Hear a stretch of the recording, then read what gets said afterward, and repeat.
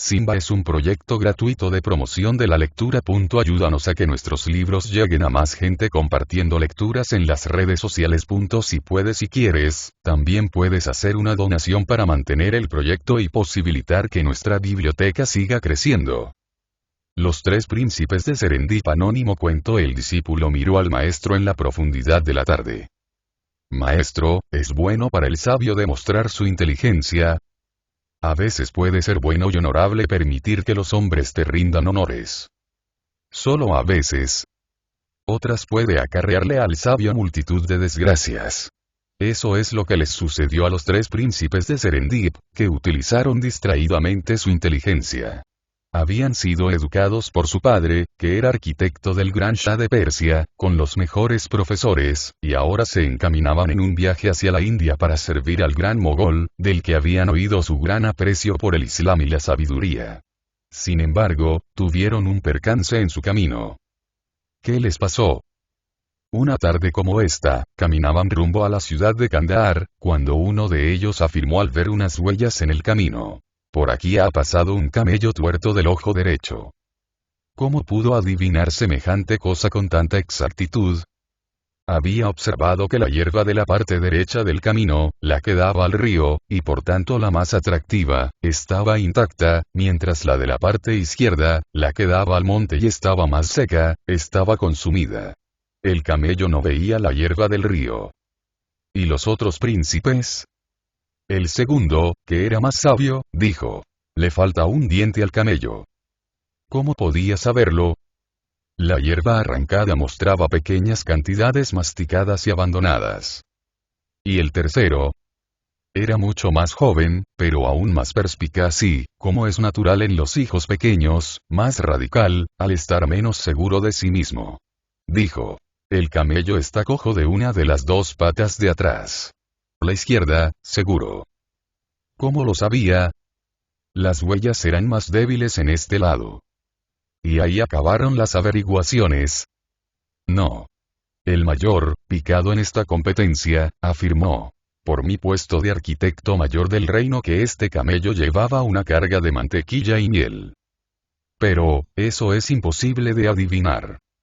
Se había fijado en que en un borde del camino había un grupo de hormigas que comía en un lado, y en el otro se había concentrado un verdadero enjambre de abejas, moscas y avispas.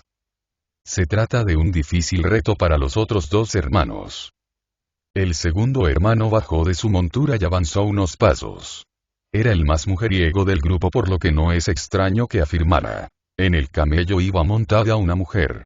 Y se puso rojo de excitación al pensar en el pequeño y grácil cuerpo de la joven, porque hacía días que habían salido de la ciudad de Djem y no habían visto ninguna mujer aún. ¿Cómo pudo saberlo? Se había fijado en unas pequeñas huellas de pies sobre el barro del costado del río. ¿Por qué había bajado? ¿Tenía sed?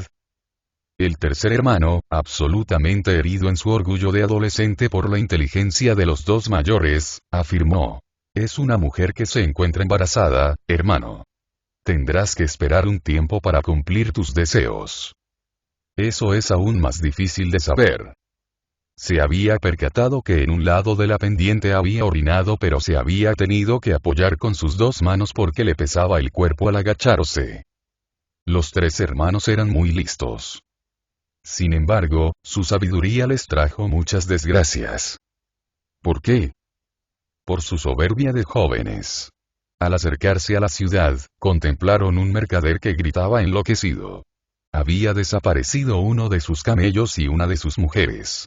Aunque estaba más triste por la pérdida de la carga que llevaba su animal, y echaba la culpa a su joven esposa, que también había desaparecido. ¿Era tuerto tu camello del ojo derecho?, le dijo el hermano mayor. Sí, le dijo el mercader intrigado. ¿Le faltaba algún diente? Era un poco viejo, dijo rezongando, y se había peleado con un camello más joven. ¿Estaba cojo de la pata izquierda trasera? Creo que sí, se le había clavado la punta de una estaca. ¿Llevaba una carga de miel y mantequilla? Una preciosa carga, sí. ¿Y una mujer? Muy descuidada, por cierto, mi esposa. ¿Estaba embarazada? Por eso se retrasaba continuamente con sus cosas. Y yo, pobre de mí, la dejé atrás un momento.